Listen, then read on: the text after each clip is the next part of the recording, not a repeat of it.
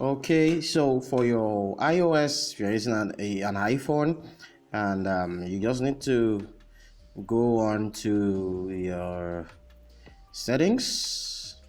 You see that? That's the settings, and just scroll straight to the general. You see that? Okay, so you're in the general. Now just scroll straight to the background app refresh.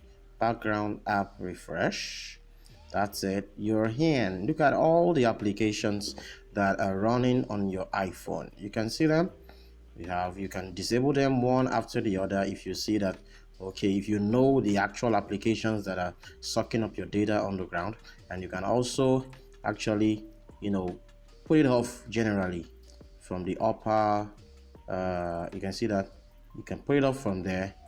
If you're using a Wi-Fi or you're using a cellular data, or you want to put it off for both, just put it off directly. You're done.